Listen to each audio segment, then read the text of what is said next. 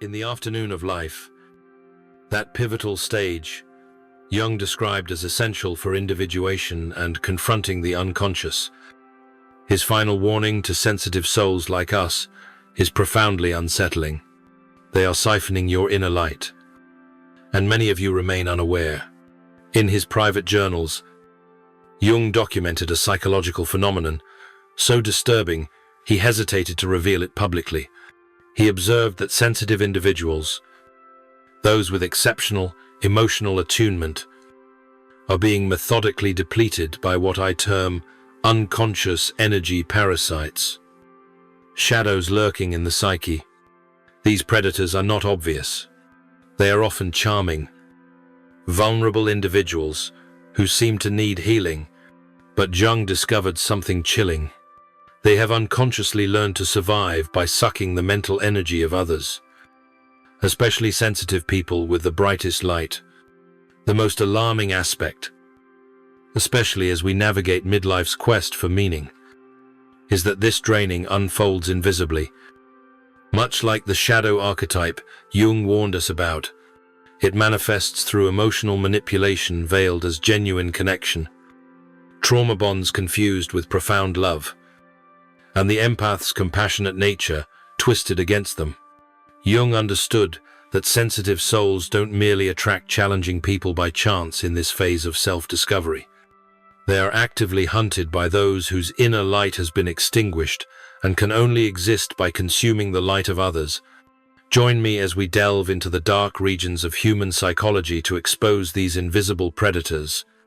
Learn to identify their draining mechanisms before they strike and discover Jung's forbidden method to turn from prey to king without losing the gift that makes you special. For this is the revelation Jung uncovered, one modern psychology often overlooks, particularly relevant in our 35 to 65 years, when individuation calls us to integrate the unconscious. Sensitive people aren't inherently flawed.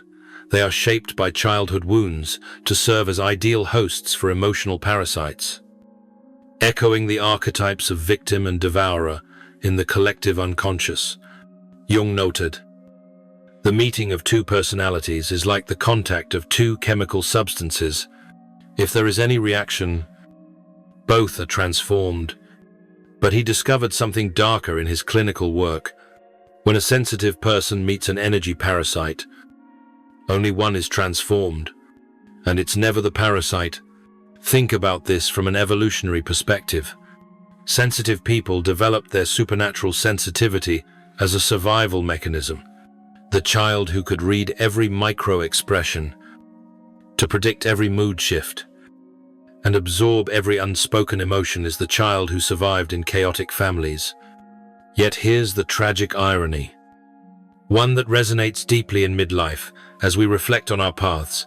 The very survival tool that protected you in youth now positions you as a beacon for mature predators who've mastered turning your gift into a tool against you. Much like failing to integrate the shadow leads to external projections, Dr. Judith Orloff's studies affirm Jung's insights.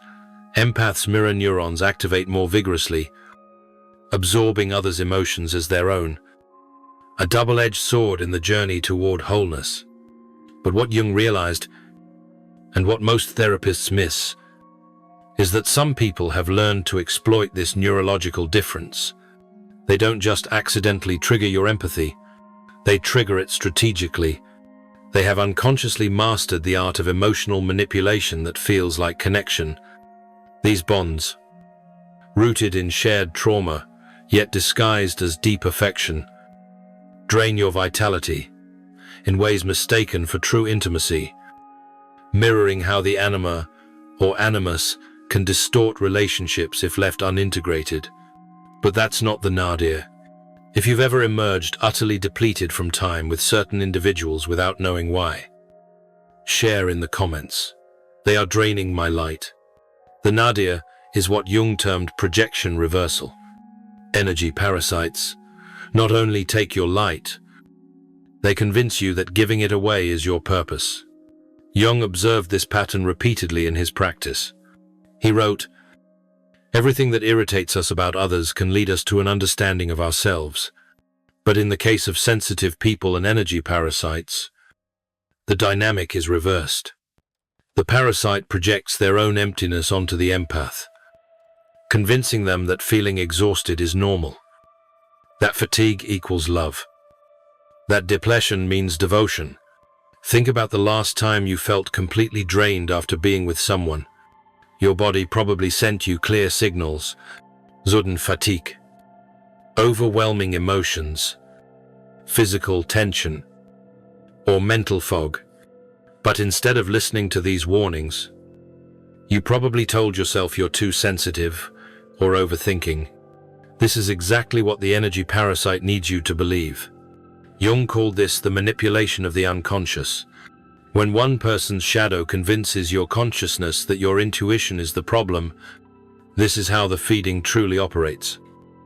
A process that in midlife demands we confront our own unconscious patterns for true self-discovery. And here, Jung's observations gain terrifying precision. Phase 1, spotting the light.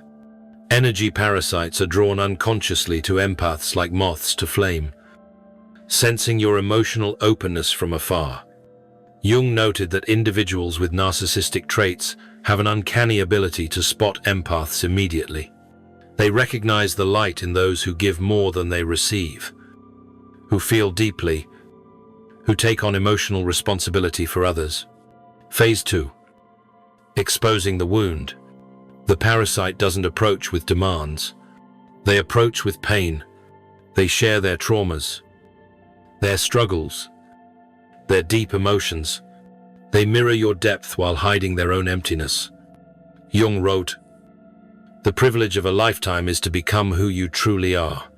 But energy parasites have learned to become what you need them to be." Phase 3. Activating empathy. Once they've hooked your compassion, they begin the systematic exploitation. They create crisis after crisis that requires your emotional labor. They dump their pain on you without reciprocity. They make you feel special for understanding them when others can't. Jung observed that empaths mistake being needed for being loved. Phase 4. Normalizing depletion. This is the most insidious phase. The parasite convinces you that feeling exhausted is proof of your connection's depth. Reflecting on this through Jung's lens, as we seek meaning in our mature years, reveals it's no mere relational flaw, but an archetypal dance, the wounded healer encountering the shadow devourer, urging us toward individuation. Jung wrote, "The most terrifying thing is to accept oneself completely. For empaths, this means accepting that your compassion can be weaponized, that your gift can become your prison, that your light can be consumed if you don't learn to protect it." In Jungian psychology, every archetype has its shadow.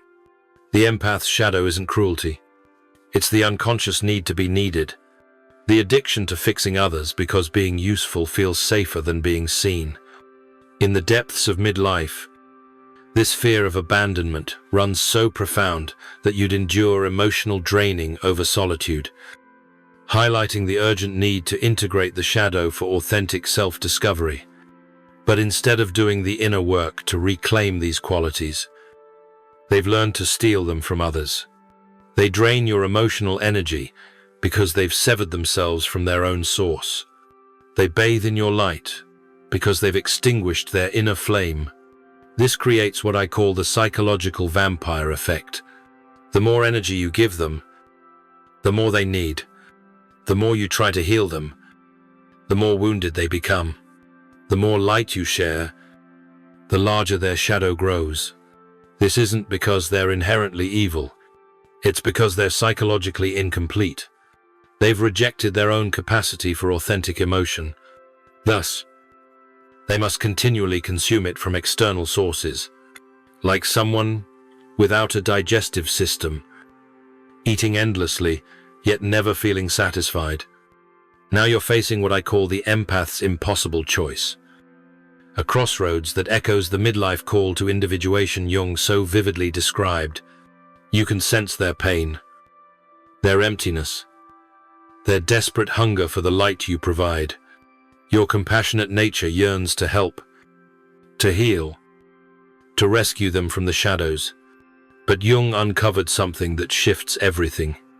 You cannot heal someone by allowing them to drain your essence. You cannot love someone back to wholeness by permitting them to siphon your light.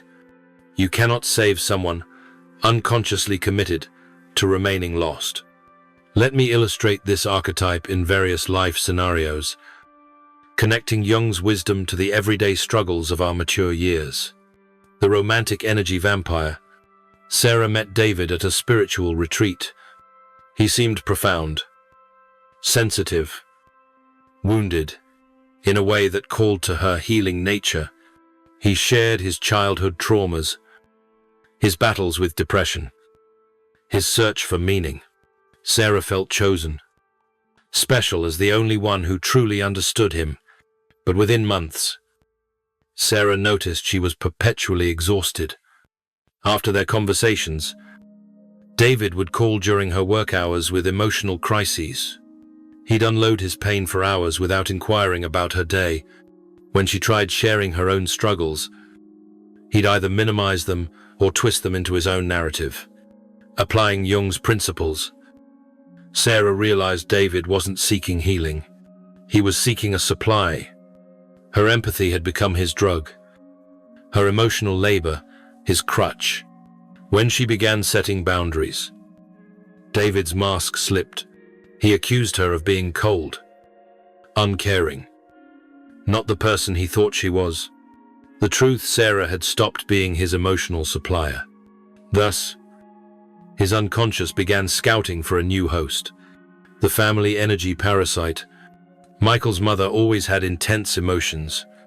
She'd call him with one crisis after another, making him feel responsible for her stability. If he didn't respond immediately, she'd guilt him for abandoning her. She'd threaten suicide when he tried establishing boundaries. Jung would recognize this as the devouring mother archetype, a parent unconsciously draining a child's life force rather than nurturing it. Michael's empathy had been weaponized against him since childhood. When Michael learned about energy parasites, he realized his exhaustion wasn't from being a bad son. It was from being systematically drained by someone who'd never learned to regulate their own emotions. Setting boundaries with his mother felt like betrayal, but it was truly self-preservation. The workplace emotional vampire. Lisa worked with a colleague perpetually in crisis.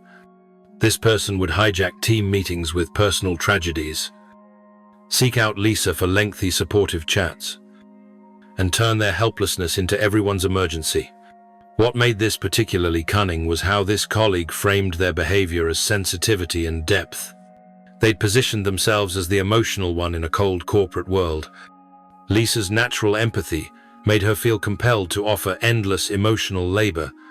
Jung would see this as projection. The colleague unconsciously turned their emotional dysregulation into everyone else's duty, while casting themselves as the victim of a harsh world. But here's where Jung's warning becomes urgent.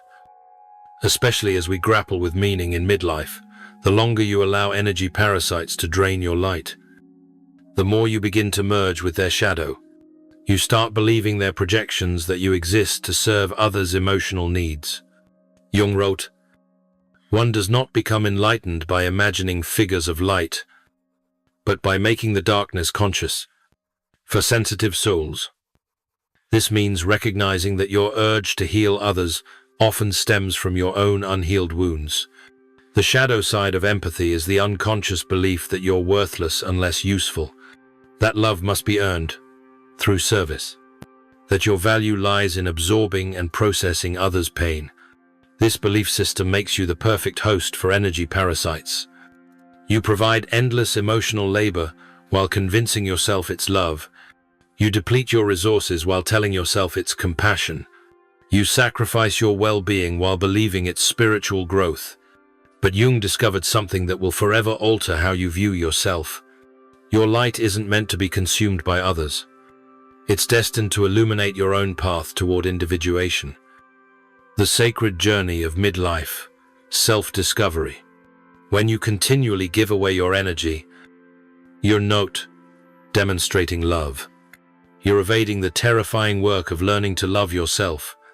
When you overfocus on healing others, you're often fleeing the daunting task of healing your own wounds. Energy parasites become your green light to neglect spiritual growth. They give you someone to save, so you don't have to save yourself.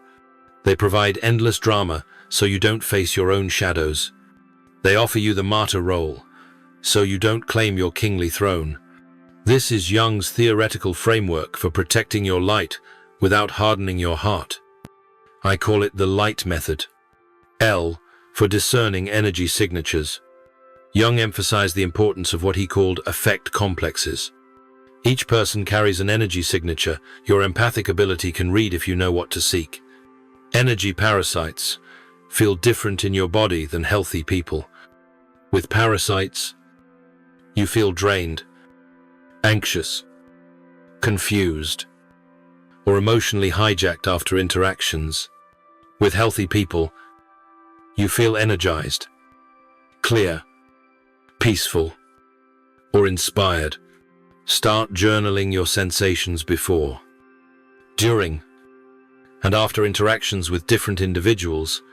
Your body is a sophisticated radar system that can detect energy parasites if you learn to trust its signals. I, for integrating your shadow. Jung believed shadow integration is essential for psychological health. For empaths, this means embracing the parts of yourself that crave being needed.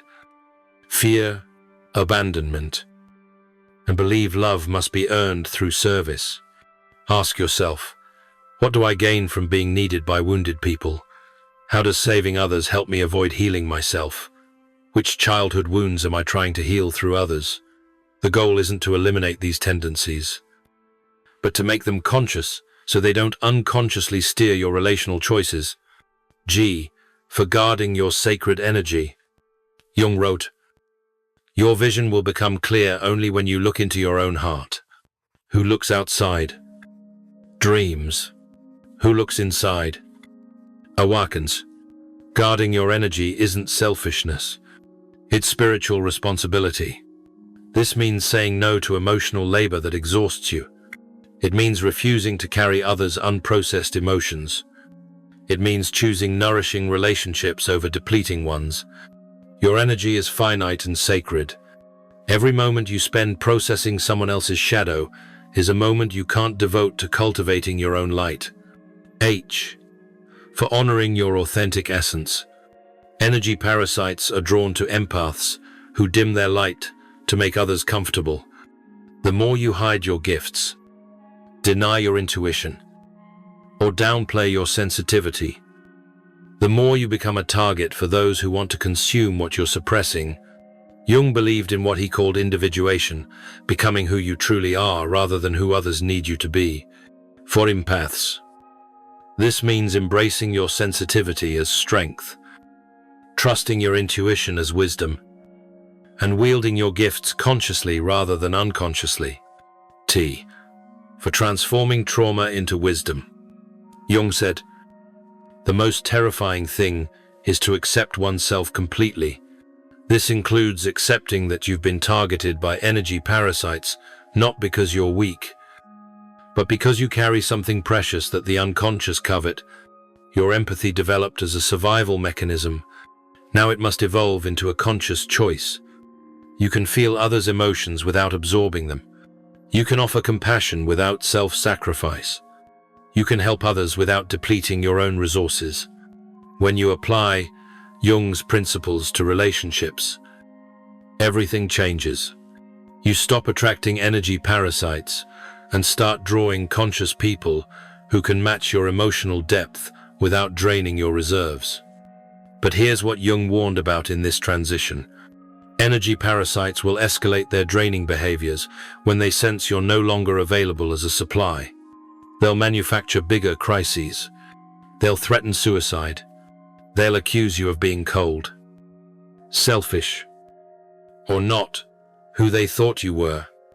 They'll try to guilt you back into the draining dynamic by reminding you of their pain, their trauma, their need for your support. Jung called this the shadow's extinction burst. When parasites can't easily feed, they become desperate and more manipulative. This is actually a sign your boundaries are working, though it feels like proof you're being cruel. Hold steady through this phase. Remember, their escalation stems from addiction to your energy, not from your worth as a person. You're not responsible for managing their emotions once they can no longer use you as an emotional dumping ground. Healthy people in your life will respect your boundaries and even celebrate your growth. They'll understand when you need space, support your healing journey, and reciprocate the emotional energy you invest in the relationship. But here's the crucial part. You must become the kind of person you want to attract. If you desire conscious relationships, you must become conscious first. If you want reciprocal connections, you must learn to receive as well as give. If you want authentic love, you must show up authentically rather than playing the role others want. Jung understood that the battle for your light is inherently spiritual. He wrote, "The privilege of a lifetime is to become who you truly are. But energy drainers benefit from keeping you small, depleted, and unaware of your true power. When you start protecting your energy and setting boundaries, you're not just altering relational dynamics. You're engaging in what I call the battle for your soul. This isn't mere metaphor. Your essence, your light, your vitality are truly at stake. Energy drainers will deploy every weapon in their arsenal to maintain access to your light. Guilt. After all I've shared, you'll abandon me. Shame. I thought you had more compassion than that. Fear. You're being selfish and will end up alone. False urgency. I need you now more than ever. Identity attacks. This isn't the real you. But Jung gave us the ultimate weapon against these tactics: awareness. When you can see the manipulation for what it is, it loses its power over you. The truth is, every time you say no to energy draining, you're saying yes to your own evolution. Every boundary you set is a vote for your authentic self. Every time you refuse to dim your light for others' comfort, you're choosing spiritual growth over stagnation. This doesn't mean you become cold or indifferent. It means you become discerning. You learn the difference between genuine compassion and codependent caretaking. You discover how to help others without harming yourself. But here's what Jung discovered that changes everything. When an empath awakens to their true power, they become dangerous to unconscious systems. An empath who can no longer be manipulated, drained, or controlled threatens every relational dynamic built on inequality. You become a mirror, reflecting others' unconscious back to them. You become a boundary, forcing others to own their emotional state. The awakened empath doesn't just protect their own light. They become a beacon, showing others how to ignite their inner flame. You shift from consumable source to catalyst for others' growth. But this transformation requires something most empaths fear. You must be willing to be disliked by the unconscious. You must be willing to lose relationships built on your depletion. You must be willing to stand alone rather than sacrifice yourself for false connection. Jung wrote, "The meeting of two individuals is like the contact of two chemical substances. If there is any reaction, both are transformed. As an awakened empath, you can only sustain relationships with those committed to their own growth. Everyone else will leave. This isn't failure. It's clarity. This isn't loss. It's liberation. This isn't loneliness. It's sovereignty." Comment below if you've ever been called selfish for setting boundaries with energy drainers. Your energy is sacred. You'll find you prefer one authentic connection over a dozen draining ones. You'll understand that quality of presence matters more than quantity of people. You'll grasp that your light is too sacred to be consumed by those who refuse their own inner work. Jung identified 3 levels of empath development. Understanding where you stand will guide you toward true energy sovereignty. Level 1. The unconscious empath. You feel everything but understand nothing. You absorb others' emotions without realizing it. You constantly feel depleted but blame yourself for being too sensitive. You attract energy parasites because you haven't learned to protect your gift. At this level, your empathy controls you more than you control it. You're like a radio picking up every frequency, but unable to tune to specific channels. The solution is developing emotional boundaries and learning to distinguish your feelings from others. Level 2, the conscious empath. You recognize your sensitivity and begin using it intentionally. You can sense others' emotions, but don't automatically absorb them. You've learned basic energy protection techniques and can maintain some boundaries with energy parasites. At this level, you start seeing the difference between empathy and enmeshment. You can offer understanding without depleting yourself. But you still struggle with guilt when setting boundaries and sometimes revert to old patterns. Level 3, the sovereign empath. You've integrated your shadow and own your sensitive gifts as spiritual abilities rather than emotional burdens. You can feel deeply without losing yourself. You attract conscious people who reciprocate your emotional investment. At this level, your empathy becomes a discernment tool rather than a manipulation trap. You can sense others' authentic emotions versus their presented ones. You can bring healing presence without making others' wounds your own. The journey from level 1 to 3 requires what I call the courage to disappoint. You must be willing to disappoint energy drainers who want unlimited access to your light. You must be willing to disappoint family members accustomed to using you as their emotional regulator. You must be willing to disappoint society's expectation that sensitive people should always be available for others' healing. But I must deliver Jung's final warning about this transformation. Once you begin protecting your light, you cannot return to unconscious empathy. Once you see energy-draining patterns, you cannot unsee them. When you taste energy sovereignty, you cannot go back to emotional slavery. This knowledge will cost you relationships. It will challenge your identity.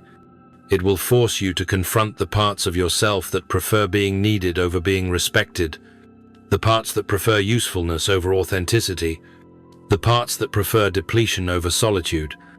Some of you will use this information to justify building walls instead of boundaries. You'll become cynical about human connection rather than discerning about energy exchange. You'll confuse emotional unavailability with spiritual strength. Don't make this mistake.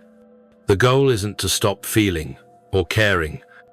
The goal is to feel and care consciously, with attention and wisdom, rather than compulsion and unconsciousness. Jung's final warning is this: the privilege of a lifetime is to become who you truly are.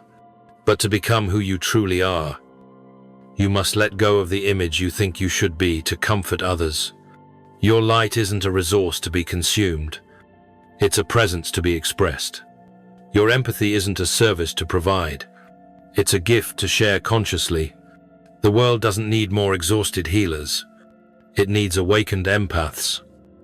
Those who know the difference between love and indulgence, compassion and dependency, service and self-sacrifice. If people start treating you differently when you stop being their emotional container, comment, "They sensed my awakening before I announced it." Remember Jung's chilling discovery about empaths being drained. The energy parasites, he noted, aren't monsters. They're unconscious beings who've learned to survive by consuming others' light rather than igniting their own inner flame. Jung wrote in his final notes, "The greatest and most important problems of life are all fundamentally insoluble. They can never be solved, but only outgrown. You cannot solve energy parasitism by trying to heal them. You can only outgrow the need to be needed by them." But here's what Jung understood that changes everything. When you protect your light, you don't diminish it, you amplify it. When you stop letting others drain your energy, you have more for your own growth, your own healing, your own evolution. The empath who masters protecting their gift doesn't become less compassionate. They become more refined.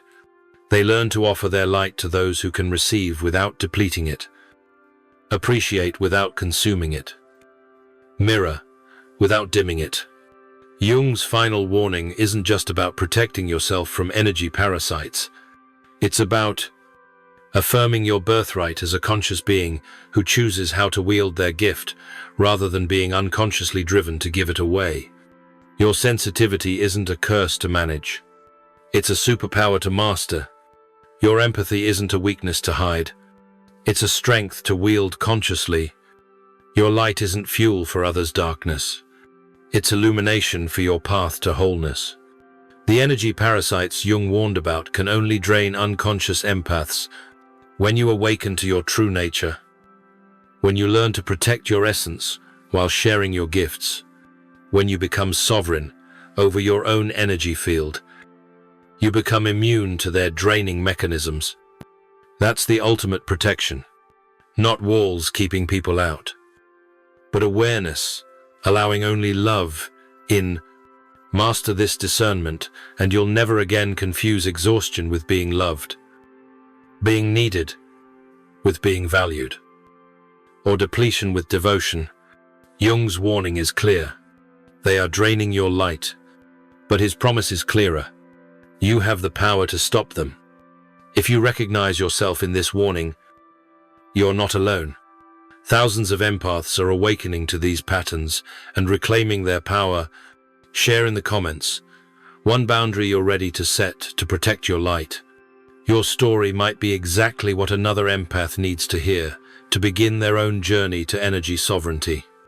If you're ready to dive deeper into Jungian psychology and how it applies to modern relationships, watch my video on why you lose motivation after confronting your shadow in Carl Jung Psychology, where I reveal what happens to your drive and ambition when you begin the shadow integration process. Thank you for watching. I'll see you in the next dimension of consciousness.